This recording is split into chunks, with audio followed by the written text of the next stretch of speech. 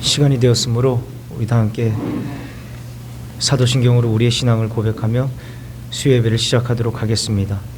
나는 전능하신 아버지 하나님 천재 창조주를 믿습니다. 나는 그의 유일하신 아들 우리 주 예수 그리스도를 믿습니다. 그는 성령으로 잉태되어 동정녀 마리아에게서 나시고 본디오 빌라도에게 고난을 받아 십자가에 못 박혀 죽으시고 장사된 지 사흘 만에 죽은 자 가운데서 다시 살아나셨으며 하늘에 오르시어 전능하신 아버지 하나님 우편에 앉아 계시다가 거기로부터 살아있는 자와 죽은 자를 심판하러 오십니다. 나는 성령을 믿으며 거룩한 공교회와 성도의 교제와 죄를 용서받는 것과 몸의 부활과 영생을 믿습니다. 아멘. 다 함께 찬송가 327장 찬송하시겠습니다.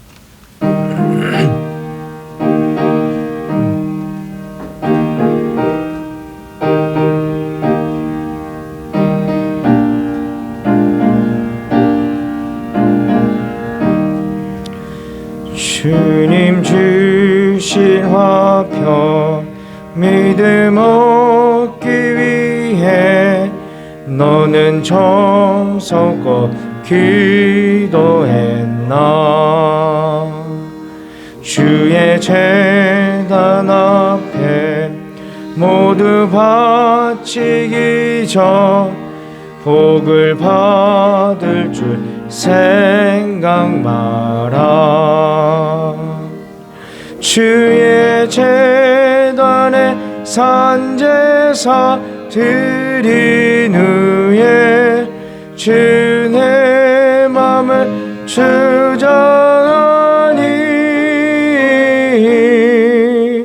주의 뜻을 따라 그와 동행하며 영생 복락을 누리겠네. 주의 밝은 밑에 항상 활동하며 선한 사업을 힘쓰겠나. 자유 얻으려면 주의 뜻을 따라 너의 모든 것 희생하라. 주의 제단에 산제사 드린 후에 주의 맘을 주장하니 주의 뜻을 따라 그와 동행하며 영생 복락을 누리겠네. 주의 제단 앞에 모두 바친 후에 주와 온전히 사귀겠네. 주님 주신 기쁨 또한 그의 사랑 어찌 말로 다 형용하랴. 주의 제단에 산제사 드린 후에 주의 맘을 주장하니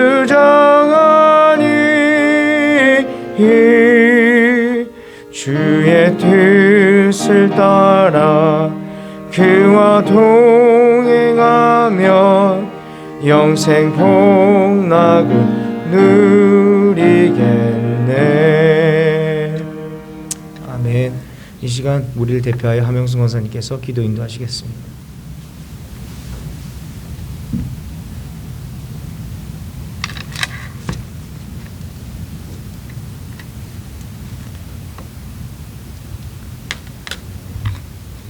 함께 기도하시겠습니다.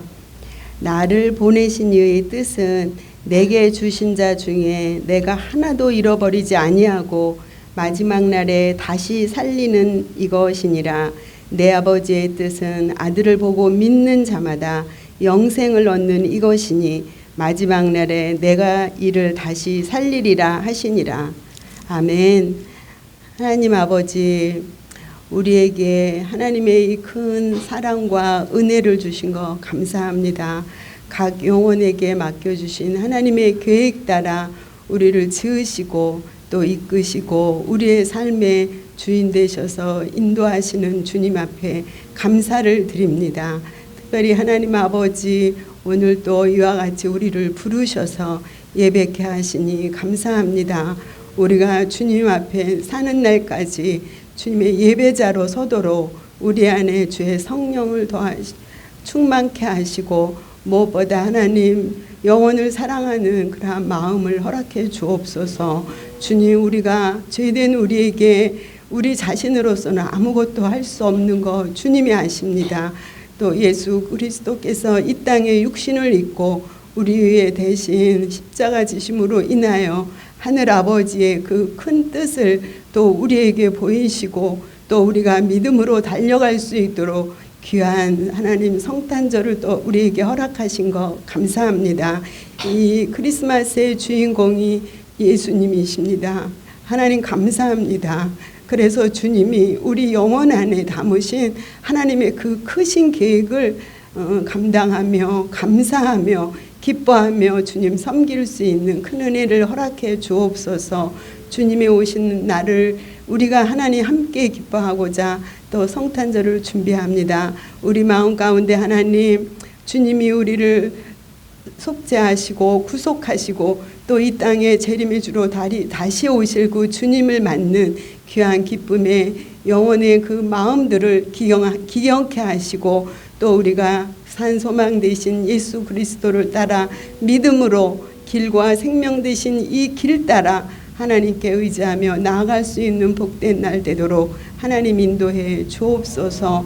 하나님, 온 열방의 전쟁과 기근과 하나님 또 지진 또 하나님 아버지의 홍수와 우리는 알 수 없고 감당할 수 없는 이 어려움 환난 속에 하나님 그 영혼들의 처지를 주께서 아시오니 하나님 아버지 그들의 보이시고 그들의 영혼을 하나님 살리시고 인도해 주옵소서. 그들에게 돕는 손길을 허락하시고 하나님 말씀을 들을 수 있는 은혜를 주셔서 하나님 앞에 하나님 예배하는 자로 서는 귀한 은혜들을 그 땅에 하나님 아버지 부어주시옵소서. 이 땅도 하나님 어느 것 하나 우리의 마음 가운데 안전한 건 없습니다. 이 땅을 하나님께서 지켜주시고 전쟁의 주님 위협 속에서도 온전한 주의 사랑으로 지켜주옵소서. 또 위정자들을 주께서 인도하셔서 하나님 마음으로 이 땅을 하나님 또 정치를 할 수 있는 그러한 귀한 복된 시간들 되도록 도와주시기를 간구합니다. 하나님 아버지, 특별히 한국교회와 또 우리 교회가 함께 연합해서 하나님 나라를 주님 바라보며 또 하나님이 우리에게 부탁하신 주의 말씀들을 전하는 귀한 믿음의 도구들로 사용해 주옵소서. 그래서 하나님 온전한 예배자로 또 온전한 주님 사랑하는 영혼으로 또 하나님 주님을 닮아가는 영혼들로 주님 앞에 살아갈 수 있는 큰 은혜들을 허락하여 주시기를 원합니다. 우리의 다음 세대들 하나님께서 지키시고 그들이 하나님 입술로 주는 그리스도시여 살아계신 하나님의 아들이심을 믿는 하나님 믿음의 반석 위에 굳게 서는 우리의 다음 세대들 되도록 하나님 지켜주시고 하나님 이것은 하나님 한 가정의 부모와 또 자녀들이 하나님 서로 사랑으로 예수 그리스도의 사랑으로 하나님 하나 되게 하시고 특별히 하나님 가정의 이 부모들을 주님 손에 올려드립니다. 하나님 그들이 자기에게 준 선물인 이 자녀들을 향하여 하나님 주의 마음으로 기르며 양육할 수 있도록 하나님 은혜를 허락해 주옵소서. 특별히 하나님 또 말씀을 전하시는 목사님 붙드시옵소서. 귀한 하나님 시간입니다. 하나님 말씀의 은혜의 복을 허락하여 주시기를 원합니다. 또 12월 8일 또 주님 또 용인에 있는 주님이 교회에 말씀을 선포하러 가십니다.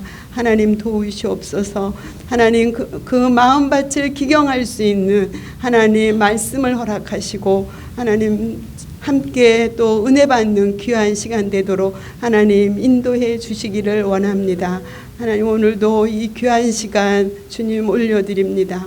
하나님 예배하는 모든 영혼들에게 하늘의 복 내려 주옵소서. 예수 그리스도의 이름으로 기도드렸습니다. 아멘.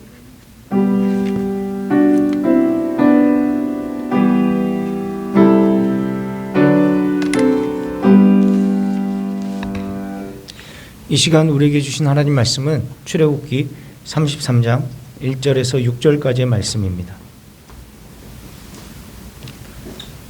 제가 가진 성경으로 구약 성경 132페이지 있습니다. 출애굽기 33장 1절에서 6절까지의 말씀입니다.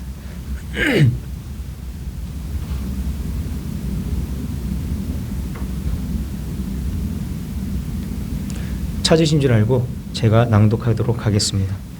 하나님의 말씀을 들으십시오. 여호와께서 모세에게 이르시되 너는 내가 애굽 땅에서 인도하여 낸 백성과 함께 여기를 떠나서 내가 아브라함과 이삭과 야곱에게 맹세하여 내 자손에게 주기로 한 그 땅으로 올라가라.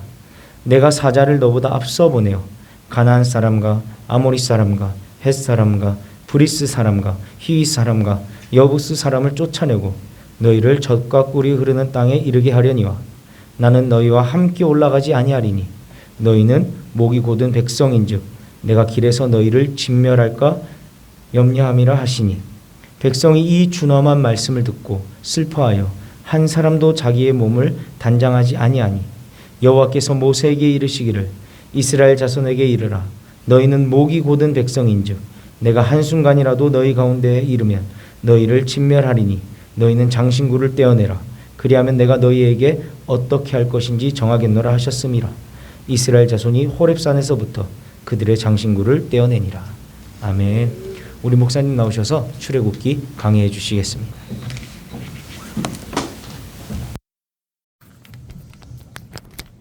이스라엘 백성들은 매은혜로 애굽을 탈출하지만 시내산에 이르자 하나님께서 그들에게 주신 모든 은혜들을 망각하고 맙니다. 모세가 하나님의 부르심을 받고 시내산으로 올라간 지 40일이 되도록 아무 연락이 없자 백성들은 아론에게 금송아지를 만들라라고 하고는 그것을 향하여서 이가 바로 애굽에서 우리를 구해낸 신이다라고 하면서 그 금송아지 앞에 경배하는 것을 볼 수가 있습니다. 그러자 하나님께서는 크게 진노하셨고 그 일에 가담한 많은 이들이 그 때문에 목숨을 잃게 되었는데 모세가 이스라엘 백성들의 죄를 사해달라고 기도하지 않았다면 이스라엘 백성들은 모두 광야에서 죽고 말았을 것입니다. 이제 출애굽기 33장을 보면 비록 하나님께서는 이스라엘 백성들이 우상 숭배한 죄에 대해서는 어느 정도 용서를 하셨지만 아직도 이 백성들과 조금 거리를 두고 있는 모습을 보이고 있습니다. 성도님들 33장 1절 말씀 보겠습니다. 하나님께서는 모세에게 뭐라고 말씀하십니까? 너는 내가 애굽 땅에서 인도하여 낸 백성과 함께 여기를 떠나서 내가 아브라함과 이삭과 야곱에게 맹세하여 내 자손에게 주기로 한 그 땅으로 올라가라 그렇게 하죠. 그리고는 3절 보겠습니다. 3절에 보니까 너희를 젖과 꿀이 흐르는 땅에 이르게 하려니와 나는 너희와 함께 올라가지 아니하리니 라고 하십니다.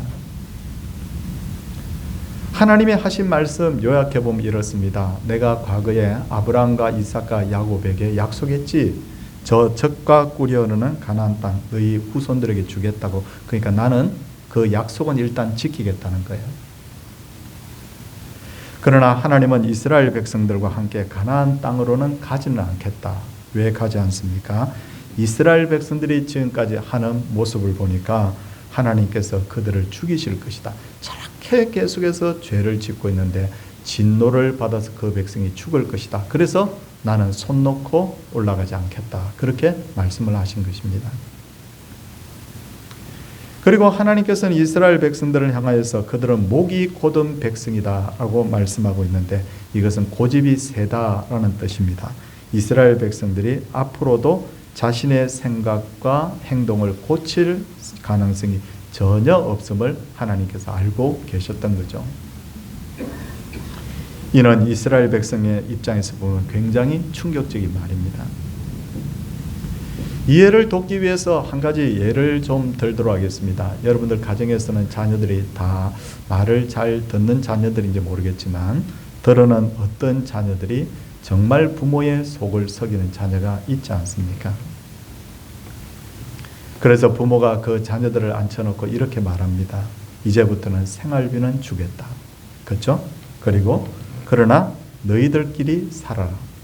이제부터는 우리를 아버지 어머니라고 부르지 말라.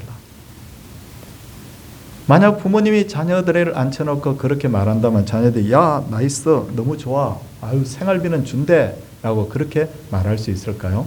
그건 절대 안 될 것입니다.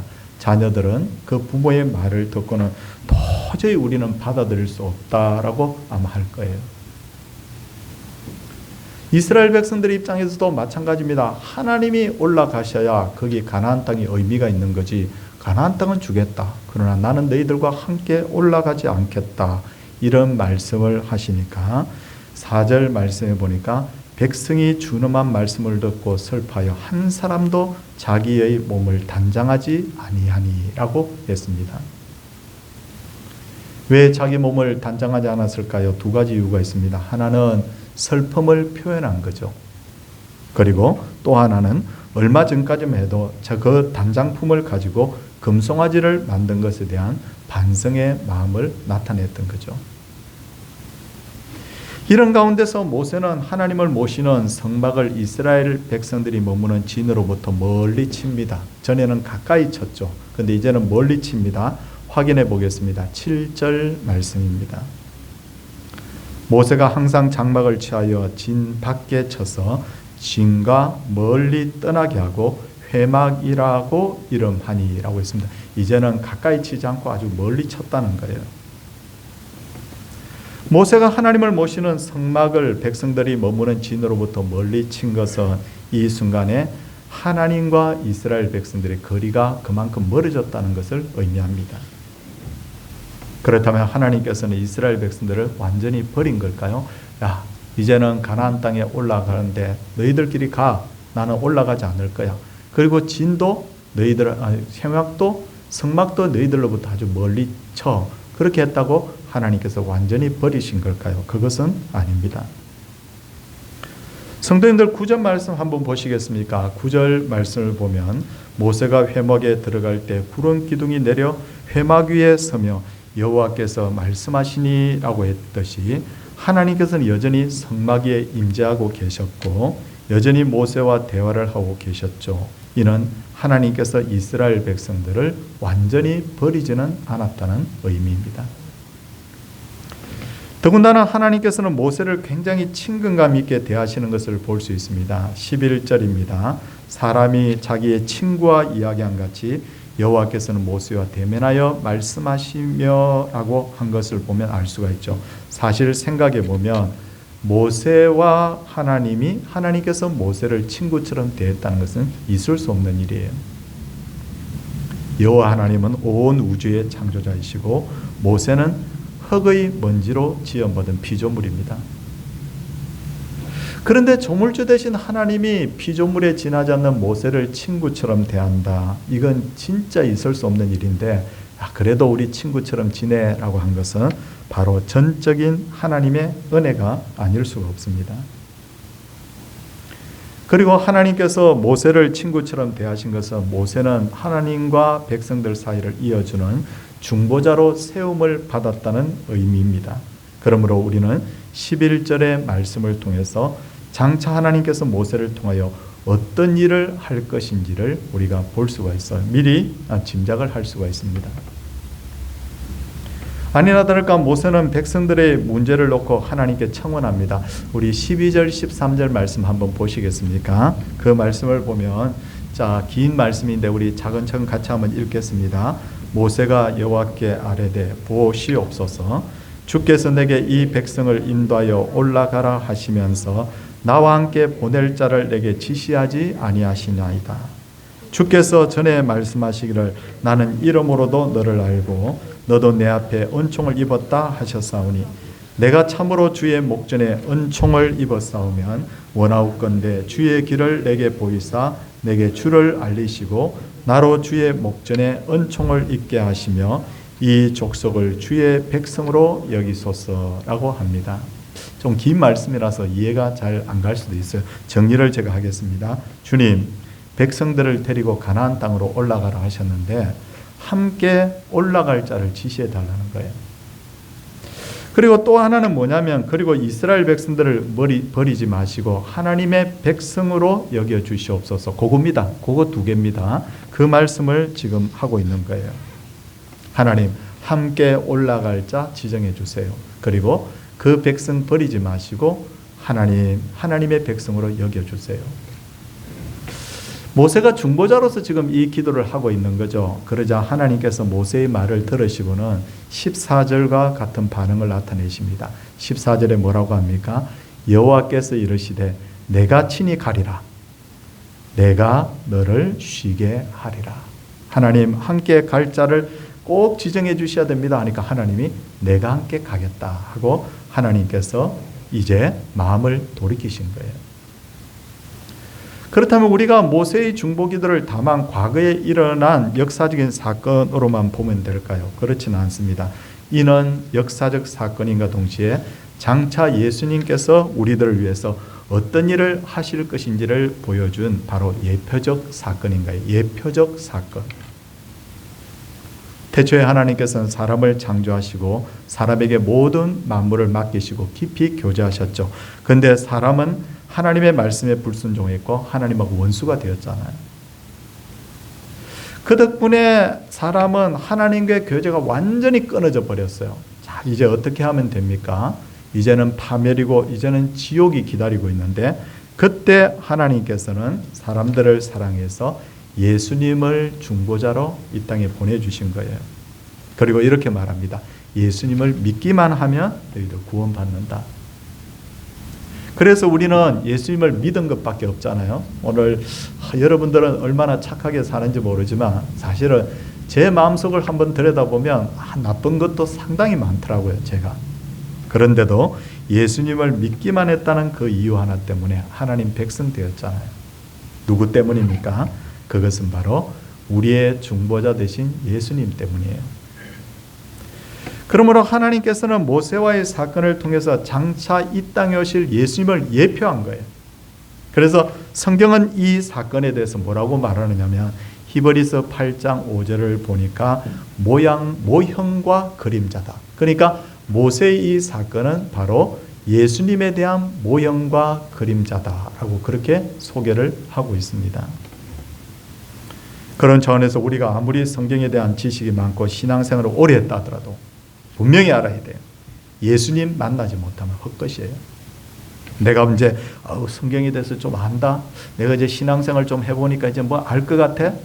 예수님을 내 마음속에 딱 아직도 모시지 못했다면 그건 수학 점수로는 빵점입니다. 수학적으로 표현하면 아무것도 아니에요. 바리새인 사두개인들이 왜 그들이 예수님에게 왜 책망들었습니까?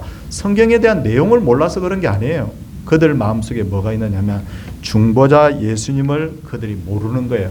그러니까 모형과 그림자로 주신 구약 성경을 그냥 그들은 율법으로만 생각했지 그 모형과 그림자를 통해서 참 본질이신 예수님을 만나지를 못한 거예요. 그러니까 빵점인 거예요. 아무것도 아니라는 거예요. 이제 하나님께서는 모세에게 당신의 모습을 보여주시는데 성경 전체에서 가장 극적인 장면 중에 하나라고 생각이 듭니다.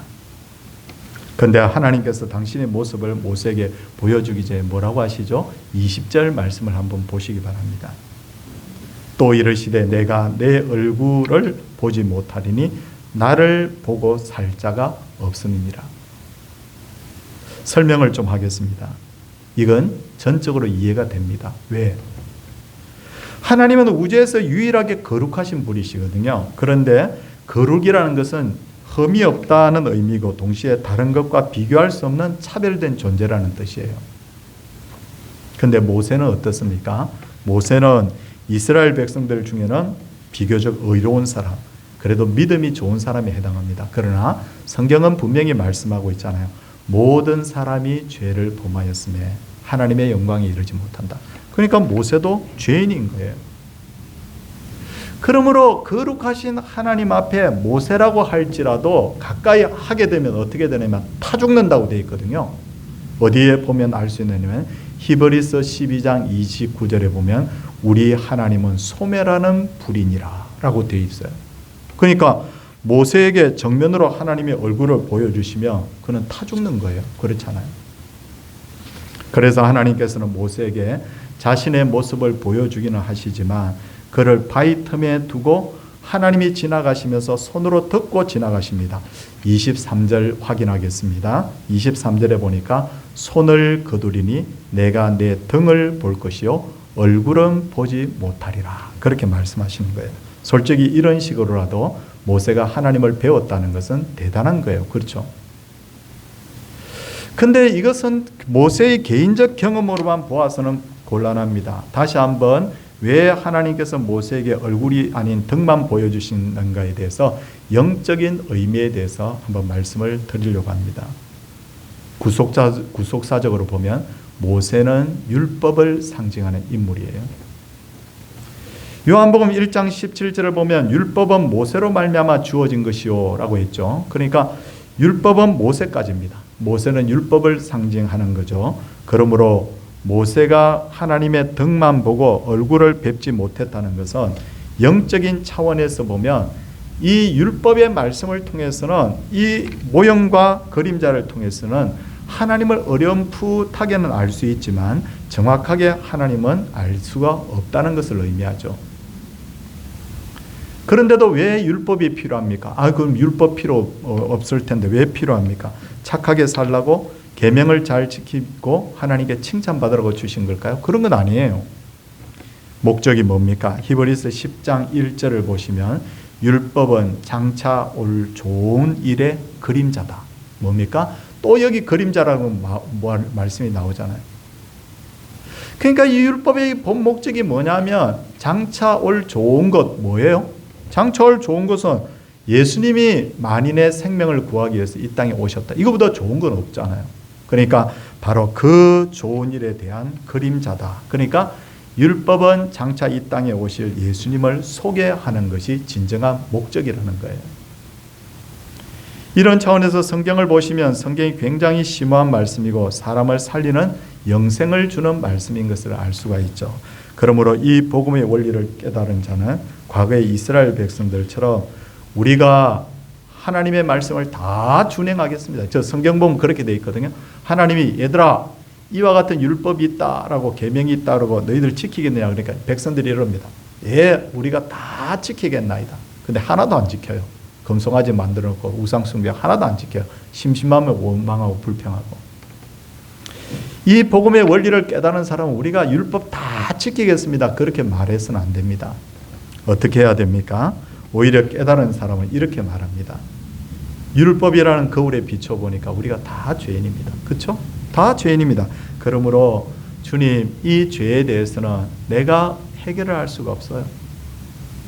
그러니 하나님의 아들이신 예수 그리스도의 그 보혈을 통해서 내 죄를 사해 주옵소서. 이렇게 돼야 되는 거예요. 그게 진짜 복음을 깨달은 사람의 모습이라는 거예요.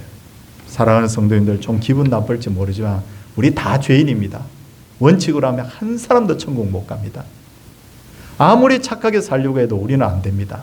그러나 우리가 왜 그럼에도 불구하고 천국 갈 수 있느냐면 예수님을 믿는 사람은 예수님의 그 보혈의 피가 우리 죄를 다 덮어버린다고 되어 있거든요. 싹 덮어버리는 거예요. 그러니까 죄는 안 보이고 뭐 하나님의 눈에 뭐가 보이느냐면 그 예수님의 보혈의 그 피가 보이기 때문에 우리 죄가 다 사해졌다 그 말이에요. 그러니까 이 출애굽기 33장을 제대로 이해하면 뭐가 보입니까? 바로 예수 그리스도의 보혈이 보입니다. 사랑하는 성도님들, 이제 예수 믿은 지 얼마 되지 않았던 아니면 예수를 평생 믿었던 예수님 모르면 아무것도 아닙니다. 예수님 모르면 아무것도 아니에요. 내가 성경 1189장 다 뭐 내가 주석을 할 정도로 실력이 있다 하더라도 내 속에 예수 생명 없으면 아무것도 아닙니다. 이 모세를 통하여서, 이 사건을 통하여서, 모형과 그림자를 통하여서 예수님을 바로 알아가라. 그래서 예수님을 바로 믿는 그런 우리 모든 성도들 다 되시기를 주님의 이름으로 소원을 드립니다.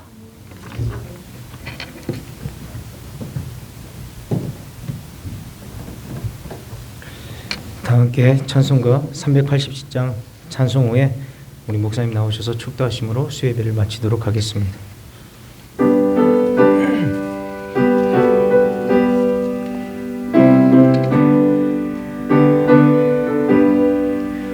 멀리 멀리 갔더니 전하고 고나며 슬프고도 외로워 상처 없이 다니니 예수 내 주여 지금 내게 오셔서 떠나가지 마시고 길이 하게 하소서. 예수 내 주여 마음 아파올 때에 눈물 씻어주시고 나를 위로하소서. 예수 내 주여 지금 내게 오셔서 떠나가지 마시고 길이 하게 하소서. 다니다 가실 때에 쓸쓸한 곳만 나도 홀로 있게 마시고 주여 보호하소서. 예수 내 주여 지금 내게 오셔서 떠나가지 마시고 길이 하게 하소서. 아멘. 사랑이 많으신 아버지 하나님, 오늘도 이 놀라운 말씀을 통하여서 복음을 깨닫게 하시고 예수님을 발견하는 그런 귀한 시간 되게 하여 주옵소서. 하나님, 우리 성도님들이 다 건강하고 다 문제들이 없이 살아가기를 원하지만 하나님이여, 우리가 아무리 이 땅을 산다고 하더라도 100년을 살기가 참 힘든데 아버지 하나님이여, 이 시간에 은혜를 구합니다. 영생은 오직 예수 그리스도께 있는 줄 믿사오니 예수님 바로 알고 예수님 바로 모시고 예수님을 바로 믿는 그런 우리 귀한 성도들 되게 하여 주시옵소서. 1189장 모든 성경이 바로 예수님에 대한 비밀을 간직하고 있는 줄 믿습니다. 구약은 그림자요 신약은 실체인데 다시 오실 예수 그리스도, 나를 천국으로 인도할 예수 그리스도를 우리가 정말 바로 하고 바로 믿는 참신앙이 우리 모두에게 있게 하여 주시옵소서. 우리를 죄악 가운데서 구원하신 예수님 이름으로 기도드리옵나이다. 아멘. 주 예수 그리스도의 은혜와 하나님의 놀라우신 사랑과 성령의 감동하심이 하나님의 백성들 위해 이제로부터 영원토록 함께 있을지어다. 아멘.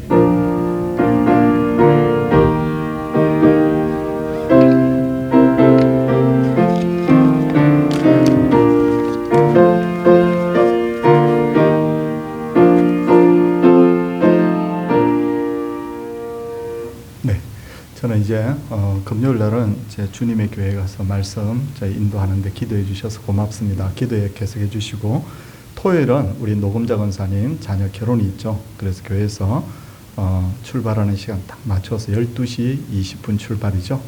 예, 그 맞춰서 가서 마음껏 축하하는 그런 시간 되기를 바랍니다. 예, 우리 옆에 분들과 같이 한번 인사하도록 하겠습니다.